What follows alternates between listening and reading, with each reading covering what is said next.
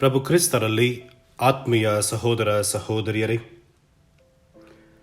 ಇಂದು ತಾಯಿ ಧರ್ಮಸಭೆಯು ದೇವರ ತಾಯಿಯ ಮಹೋತ್ಸವವನ್ನು ಆಚರಿಸುತ್ತಿದೆ ಮತ್ತು ನಾವೆಲ್ಲರೂ ಹೊಸ ವರ್ಷಕ್ಕೆ ಕಾಲಿಟ್ಟಿದ್ದೇವೆ. ಪ್ರಿಯರೇ, ತಾಯಿ ಮಗುವಿನ ಮಧುರವಾದ ಸಂಬಂಧ ಸರ್ವಕಾಲಕ್ಕೂ ಬಿಡಿಸಲಾಗದ ಬಂಧ. ತಾಯಿ ಎನ್ನುವ ಪದದಲ್ಲಿ ಅಪರಿಮಿತ ಶಕ್ತಿ ಅಡಗಿದೆ. ಮಮತೆ, ಪ್ರೀತಿ, ಕರುಣೆ, ವಾತ್ಸಲ್ಯ, ಸಂಯಮ ಮೊದಲಾದ ಗುಣಗಳಿಗೆ ಹೆಸರಾದವಳು ತಾಯಿ. ಬಡತನವಿರಲಿ, ಸಿರಿತನವಿರಲಿ, ತಾಯಿ ಇಲ್ಲದ ಜಗತ್ತನ್ನು ನೆನಪಿಸಿಕೊಳ್ಳಲು ಅಸಾಧ್ಯ. ಈ ಭೂಮಿಯಲ್ಲಿ ಕಂಡು ಬಿಡುವ ಪ್ರತಿಯೊಂದು ಶಿಶುವಿನ ಬಾಯಿಂದ ಮೊದಲು ಬರುವ ಪದವೇ ಅಮ್ಮ. ಅಳುವಿನಲ್ಲೂ ಮಗು ತನ್ನ ತಾಯಿಯನ್ನು ಅಕ್ಕರೆಯಿಂದ ಅಮ್ಮ ಎಂದು ಕರೆಯುತ್ತದೆ. ಯಾವುದೇ ಭಾಷೆಯಲ್ಲೂ ಅಮ್ಮ ಎಂಬುದು ಅತ್ಯಂತ ಮಧುರವಾದ ಶಬ್ದ. ಮಾತೃದೇವೋಭವ, ಪಿತೃದೇವೋಭವ, ಆಚಾರ್ಯ ದೇವೋಭವ, ಅತಿಥಿ ದೇವೋಭವ ಎಂದು ಹೇಳುವಾಗ ತಾಯಿಗೆ ಅಗ್ರಸ್ಥಾನ. ಕಾಣದ ದೇವರು ಊರಿಗೆ ನೂರು, ಕಾಣುವ ತಾಯೇ ಪರಮಗುರು. ತಾಯಿಗಿಂತ ದೇವರಿಲ್ಲ, ಒಪ್ಪಿಗಿಂತ ರುಚಿ ಇಲ್ಲ ಎಂಬ ಮಾತುಗಳು ಅದೆಷ್ಟು ಅರ್ಥಪೂರ್ಣ. ಇಂದು ದೇವರ ತಾಯಿಯ ಹಬ್ಬ. ಮಾತೆ ಮರಿಯ ದೇವರ ತಾಯಿ ಮಾತ್ರವಲ್ಲ, ನಮ್ಮೆಲ್ಲರ ಆಧ್ಯಾತ್ಮಿಕ ತಾಯಿಯಾಗಿದ್ದಾರೆ. ದೇವರ ತಾಯಿಯ ಹಬ್ಬವನ್ನು ಆಚರಿಸುತ್ತಿರುವ ಸಂದರ್ಭದಲ್ಲಿ ನಮ್ಮೆಲ್ಲರ ತಾಯಂದಿರಿಗಾಗಿ ವಿಶೇಷವಾಗಿ ಪ್ರಾರ್ಥಿಸೋಣ. ದೇವರ ಪುತ್ರನ ಬದುಕನ್ನು ರೂಪಿಸಿದ ತಾಯಿ ನಮ್ಮೆಲ್ಲರ ಬದುಕನ್ನು ರೂಪಿಸಲಿ. ಈ ಹೊಸ ವರ್ಷ ನಮಗೆ ಯಶಸ್ಸನ್ನು, ಸಂತೋಷವನ್ನು ತಂದುಕೊಡಲಿ ಎಂದು ಭಕ್ತಿಯಿಂದ ಪ್ರಾರ್ಥಿಸೋಣ. ಪ್ರಿಯರೇ, ಕಥೋಲಿಕ ಧರ್ಮಸಭೆಯಲ್ಲಿ 100 ಸಂತರಿದ್ದಾರೆ. ಎಲ್ಲ ಸಂತರ ಪೈಕಿ ಅತಿ ಹೆಚ್ಚು ಗೌರವಕ್ಕೆ ಪಾತ್ರಳಾದವಳು ದೇವಮಾತೆ. ದೇವರು ತಮ್ಮ ರಕ್ಷಣಾ ಕಾರ್ಯವನ್ನು ಮುಂದುವರಿಸಲು ಪುರುಷ ಪ್ರಧಾನವಾಗಿದ್ದ ಸಮಾಜದಲ್ಲಿ ಕೇವಲ ಪುರುಷರನ್ನೇ ಆರಿಸಿಕೊಳ್ಳುತ್ತಿದ್ದರು.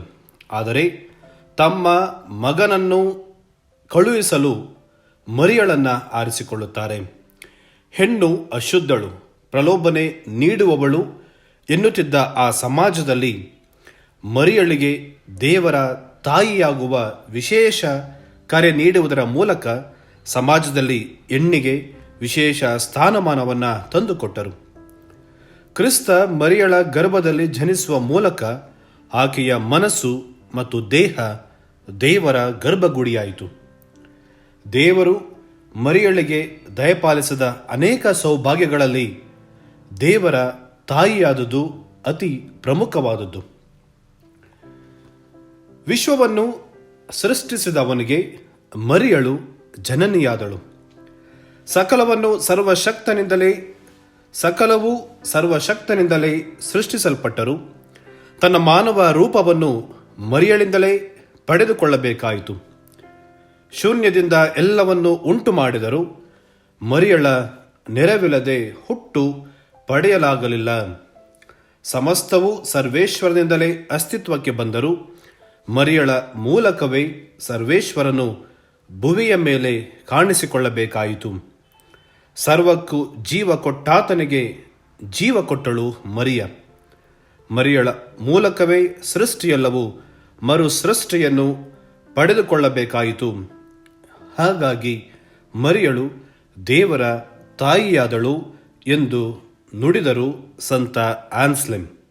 ಮೇಲಿನ ವಾಕ್ಯಗಳು ಸಂತ ಆನ್ಸ್ಲೆಮ್ರವರು ಮಾತೆ ಮರಿಯಳನ್ನು ಕುರಿತು ಆಡಿದ ಮಾತುಗಳು.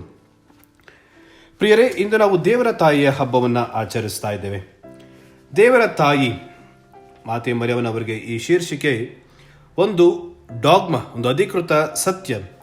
ಮಾತೆ ಮರಿಯಮ್ಮನವರಿಗೆ ಸಂಬಂಧಪಟ್ಟಂತೆ ಧರ್ಮಸಭೆಯು 4 ಅಧಿಕೃತ ಸತ್ಯಗಳನ್ನು, 4 ಅಧಿಕೃತ ಘೋಷಣೆಗಳನ್ನು ಮಾಡಿದೆ. There are 4 dogmas concerning mother ಮೇರಿ.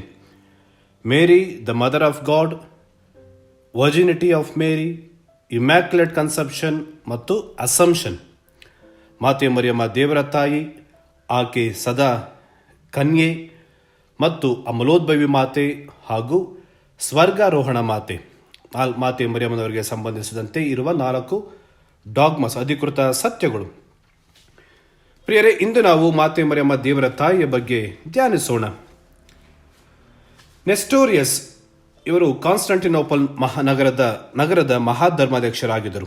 ಕ್ರಿಸ್ತ ಶಕ 430ರಲ್ಲಿ ಒಂದು ದಿನ ತಮ್ಮ ಬೋಧನೆಯಲ್ಲಿ ಅವರು ಈ ರೀತಿ ಬೋಧಿಸುತ್ತಾರೆ: ಮರಿಯಮ್ಮ ಮುಂಚಿತವಾಗಿಯೇ ಬದುಕಿದ್ದ ವ್ಯಕ್ತಿಗೆ ಹೇಗೆ ಜನ್ಮ ನೀಡಲು ಸಾಧ್ಯ?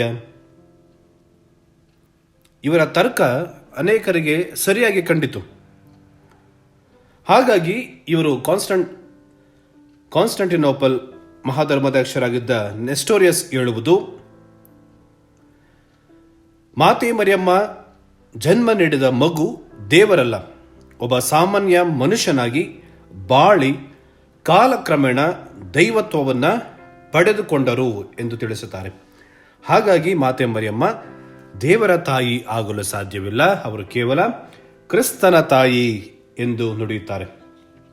ಪ್ರಿಯರೇ, ಈ ನೆಸ್ಟೋರಿಯಸ್ ಮಾಡಿದ ತಪ್ಪು ಏನೆಂದರೆ, ಇವರು ಕ್ರಿಸ್ತನ ಸ್ವಭಾವವನ್ನು ವಿಭಾಗಿಸ್ತಾರೆ. ಕ್ರಿಸ್ತ ಒಬ್ಬ ವ್ಯಕ್ತಿ ಹಾಗೂ 2 ಸ್ವಭಾವ. Jesus is one person with 2 nature, divine nature and human nature, which can not be separated from Christ. ಕ್ರಿಸ್ತನ ದೈವ ಸ್ವಭಾವ ಮತ್ತು ಮಾನವ ಸ್ವಭಾವ ಬೇರ್ಪಡಿಸಲು ಸಾಧ್ಯವೇ ಇಲ್ಲ. ನೆಸ್ಟೋರಿಯಸ್ ಮಾಡಿದ್ದು ಆ ತಪ್ಪು. ಹಾಗಾಗಿ ನೆಸ್ಟೋರಿಯಸ್ನನ್ನ ಧರ್ಮಸಭೆಯು ಮೂರ್ಖತನದ, ಅಜ್ಞಾನದ ಪರಮಾವಧಿ ಅವರ ವಾದ ಎಂದು ಅವರನ್ನು ಖಂಡಿಸುತ್ತಾರೆ, ಪಾಷಂಡವಾದಿ ಎಂದು ಖಂಡಿಸುತ್ತಾರೆ. ಅದರಲ್ಲಿ ಮುಖ್ಯವಾಗಿದ್ದವರು ಸಿರಿಲ್ ಆಫ್ ಅಲೆಕ್ಸಾಂಡ್ರಿಯಾದ ಸಿರಿಲ್ ಮತ್ತು ಇನ್ನು 400 ಧರ್ಮಾಧ್ಯಕ್ಷರುಗಳು ಎಫೆಸಸ್ನಲ್ಲಿ ನಡೆದ ಪರಿಷತ್ತಿನಲ್ಲಿ ಕ್ರಿಸ್ತ ಶಕ 431ರಲ್ಲಿ ಅವರು ಮಾತೆ ಮರಿಯಮ್ಮ ಕ್ರಿಸ್ತನ ತಾಯಿ ಮತ್ತು ದೇವರ ತಾಯಿಯೂ ಹೌದು ಎಂದು ನಿರೂಪಿಸುತ್ತಾರೆ ಎಂಬ ಸತ್ಯವನ್ನು ಪ್ರಕಟಪಡಿಸುತ್ತಾರೆ. ನಮಗೆ ಬೈಬಲ್ ಕೂಡ ಅದನ್ನೇ ಹೇಳುತ್ತೆ. ಲೂಕನ ಶುಭ ಸಂದೇಶ ಅಧ್ಯಾಯ 1 ವಾಕ್ಯ 35ರಲ್ಲಿ ನಾವು ನೋಡುತ್ತೇವೆ, ದೂತನು ನುಡಿಯುತ್ತಾನೆ, ಪವಿತ್ರಾತ್ಮ ನಿನ್ನ ಮೇಲೆ ಬರುವರು, ಪರಾತ್ಪರ ದೇವರ ಶಕ್ತಿ ನಿನ್ನನ್ನು ಆವರಿಸುವುದು, ಆ ಕಾರಣದಿಂದ ನಿನ್ನಲ್ಲಿ ಹುಟ್ಟುವ ಆ ಪವಿತ್ರ ಶಿಶು ದೇವರ ಪುತ್ರ ಎನಿಸಿಕೊಳ್ಳುವನು ಎಂದು. ಮತ್ತು ಮರಿಯಳು ಎಲಿಜಬೆತಳನ್ನ ಭೇಟಿಯಾದ ಸಂದರ್ಭದಲ್ಲಿ ಎಲಿಜಬೆತಳು ಕೂಡ ನನ್ನ ಪ್ರಭುವಿನ ತಾಯಿ ಎಂದು ಸಂಬೋಧಿಸುತ್ತಾಳೆ ಮಾತೆ ಮರಿಯಮ್ಮನವರನ್ನ ಕುರಿತು. ನಾವು ಲೂಕನ ಶುಭ ಸಂದೇಶ ಅಧ್ಯಾಯ 1 ವಾಕ್ಯ 43ರಲ್ಲಿ ನೋಡುತ್ತೇವೆ, ನನ್ನ ಪ್ರಭುವಿನ ತಾಯಿ ನೀನು, ನನ್ನ ಬಳಿಗೆ ಬಂದದು ಅದೆಂತಹ ಭಾಗ್ಯ ಎಂದು. ಪವಿತ್ರ ಗ್ರಂಥ ಕೂಡ ಮಾತೆ ಮರಿಯಮ್ಮ ದೇವರ ತಾಯಿ ಎಂದು ತಿಳಿಸುತ್ತದೆ.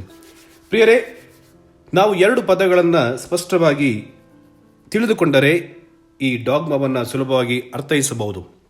2 ಗ್ರೀಕ್ ಪದಗಳು, ಥಿಯೋಟಕೋಸ್ ಮತ್ತು ಕ್ರಿಸ್ತಟಕೋಸ್. ಥಿಯೋಟಕೋಸ್ ಥಿಯೋಸ್ ಅಂದರೆ ಗಾಡ್, ಗ್ರೀಕ್ ಭಾಷೆಯಲ್ಲಿ ಗಾಡ್ ಬೇರರ್. ಕ್ರಿಸ್ತಟಕೋಸ್ ಅಂದರೆ ಕ್ರಿಸ್ತನ ತಾಯಿ, ಬೇರರ್ ಆಫ್ ಕ್ರೈಸ್ಟ್. ನೆಸ್ಟೋರಿಯಸ್ ಹೇಳಿದ್ದು ಮಾತೆ ಮರಿಯಮ್ಮ ಕ್ರಿಸ್ತಟಕೋಸ್, ಕ್ರಿಸ್ತನ ತಾಯಿ. ಅದರ ಧರ್ಮಸಭೆ ನಮಗೆ ಹೇಳುವುದು ಮಾತೆ ಮರಿಯಮ್ಮ ಥಿಯೋಟಕೋಸ್, ದೇವರ ತಾಯಿ ಎಂದು ತಿಳಿಸುತ್ತೇನೆ. ಹಾಗಾಗಿ ಪ್ರಿಯರೇ, ಇಂದು ನಾವು ದೇವರ ತಾಯಿಯ ಹಬ್ಬವನ್ನು ಆಚರಿಸುತ್ತಾ ಇದ್ದೇವೆ.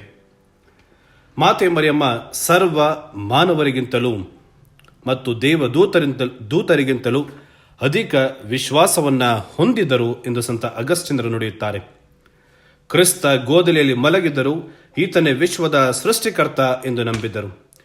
ಹೆರೋದರಸನಿಂದ ಈಜಿಪ್ಟಿಗೆ ಪಲಾಯನ ಮಾಡಿದರು, ಆತ ರಾಜಾದಿರಾಜ ಎಂದು ವಿಶ್ವಾಸಿಸಿದರು. ಆತ ಕಾಲದ ಅವಧಿಯಲ್ಲಿ ಹುಟ್ಟಿದನ್ನ ಕಂಡಳಾದರೂ ಆತನಿಗೆ ಆದಿ ಇಲ್ಲ, ಅಂತ್ಯವೂ ಇಲ್ಲ, ಸರ್ವವ್ಯಾಪಿ ಎಂದು ವಿಶ್ವಾಸಿಸಿದರು. ಆತ ಬಡವ ಮತ್ತು ಅನ್ನದ ಅವಶ್ಯಕತೆ ಇದೆ ಎಂದು ಗೊತ್ತಿದ್ದರೂ ಆತನೇ ಜಗದ ಅನ್ನದಾತ ಎಂದು ವಿಶ್ವಾಸಿಸಿದರು. ಆತ ತುಟಿ ಬಿಚ್ಚಿ ಮಾತಾಡದಿದ್ದರೂ ಆತ ಸರ್ವ ಜ್ಞಾನಿ ಎಂದು ವಿಶ್ವಾಸವನ್ನು ಇಟ್ಟಿದ್ದರು ಮಾತೆ ಮರಿಯಮ್ಮ. ಆತ ಯಾತನೆ ಪಡುತ್ತಿದ್ದರೂ ಆತನೇ ಜಗದ ಹರ್ಷ ಎಂದು ವಿಶ್ವಾಸಿಸಿದರು. ಆತ ಶಿಲುಬೆಗೇರಿದ್ದರೂ ಆತನೇ ಲೋಕದ ರಕ್ಷಕ ಎಂದು ವಿಶ್ವಾಸಿಸಿದರು. ಹೊಸ ವರ್ಷದ ಹೊಸ್ತಿಲಲ್ಲಿ ಇರುವ ನಾವು ಮಾತೆ ಮರಿಯಳ ಬದುಕು ನಮಗೆ ಪ್ರೇರಣೆಯಾಗಬೇಕು. ಹೇಗೆ ಮಾತೆ ಮರಿಯಮ್ಮ ದೇವರಲ್ಲಿ ವಿಶ್ವಾಸ ಬಿಟ್ಟರೋ ಆ ವಿಶ್ವಾಸದ ಬದುಕು ನಮ್ಮದಾಗಬೇಕು. ಹೇಗೆ ಮಾತೆ ಮರಿಯಮ್ಮ ಪರಿಶುದ್ಧವಾದ ಬದುಕನ್ನು ಜೀವಿಸಿದರೋ ಹೊಸ ವರ್ಷದಲ್ಲಿ ನಮ್ಮ ಬದುಕು ಕೂಡ ಪರಿಶುದ್ಧವಾಗಬೇಕು. ಪ್ರಿಯರೇ, ಧರ್ಮಸಭೆ ಹೊಸ ವರ್ಷದ ಮೊದಲ ದಿನವನ್ನು ದೇವರ ತಾಯಿ ಮರಿಯಳಿಗೆ ಸಮರ್ಪಿಸಿ ಗೌರವಿಸುತ್ತಿದೆ. ಹೊಸ ವರ್ಷಕ್ಕೆ ಕಾಲಿಡುತ್ತಾ ಇದ್ದೇವೆ. ಹೊಸತನ ಅನ್ನುವುದು ಸೃಷ್ಟಿಯ ನಿಯಮ. ಹೀಗಾಗಿಯೇ ಸದಾ ಒಂದಲ್ಲ ಒಂದು ಹೊಸತನಕ್ಕಾಗಿ ನಮ್ಮ ಮನಸ್ಸು ತುಡಿಯುತ್ತಿರುತ್ತದೆ. ಹೊಸ ವರ್ಷ ಬರುತ್ತಿದೆ ಅಂತ ತುಂಬ ಉತ್ಸಾಹ ಪಡುವ ಅವಶ್ಯಕತೆಯಿಲ್ಲ. ಬದಲಾಗ್ತಿರೋದು ಕ್ಯಾಲೆಂಡರ್ ಅಷ್ಟೇ. ಜೀವನದ ಗುರಿ, ಸಾಧನೆ, ಸಂಬಂಧಗಳೆಲ್ಲ ಯಥಾಸ್ಥಿತಿಯಲ್ಲೇ ಇದ್ದರೆ ಪ್ರಯೋಜನವಿಲ್ಲ. ಹೊಸ ವರ್ಷ ನಮ್ಮ ಜೀವನದಲ್ಲಿ ಉತ್ಸಾಹವನ್ನು ತುಂಬಲು ಅತ್ಯುತ್ತಮ ಸಮಯ. ಹಸೂಯೆ, ದ್ವೇಷ, ಪ್ರತೀಕಾರ, ದುರಾಸೆ ಮುಂತಾದ ಪದಗಳನ್ನು ತೊರೆದು ಆ ಸ್ಥಳದಲ್ಲಿ ಪ್ರೀತಿ, ಆರೈಕೆ, ಸಹಾನುಭೂತಿ, ಅನುಕಂಪ, ನ್ಯಾಯ, ನೀತಿ, ಪ್ರಾಮಾಣಿಕತೆಯನ್ನು ತುಂಬಲು ಭಗವಂತನ ಅನುಗ್ರಹಕ್ಕಾಗಿ ಪ್ರಾರ್ಥಿಸೋಣ. ಕತ್ತಲೆ ಮತ್ತು ದುಃಖ ದೂರವಾಗಿ ಹೆಚ್ಚು ಲವಲವಿಕೆಯಿಂದ, ಪ್ರಾಮಾಣಿಕತೆಯಿಂದ ಜೀವಿಸಲು ಹೊಸ ನಿರ್ಣಯಗಳನ್ನು ಪ್ರತಿಜ್ಞೆಗಳೊಂದಿಗೆ ತೆಗೆದುಕೊಳ್ಳಲು ಈ ವರ್ಷ ನಮಗೆ ಪ್ರೇರಣೆಯನ್ನು ನೀಡಲಿ. ಆಮೆನ್. ಪ್ರಿಯರೇ, ಈ ಚಾನೆಲ್ ಅನ್ನು ಸಬ್ಸ್ಕ್ರೈಬ್ ಮಾಡಿ ಪ್ರತಿದಿನ ದೇವರ ವಾಕ್ಯವನ್ನು ಆಲಿಸುತ್ತಾ ಅದನ್ನು ಇತರರೊಂದಿಗೆ ಹಂಚಿಕೊಳ್ಳಲು ನಮಗೆ ನೆರವಾಗಿರಿ. ಧನ್ಯವಾದಗಳು.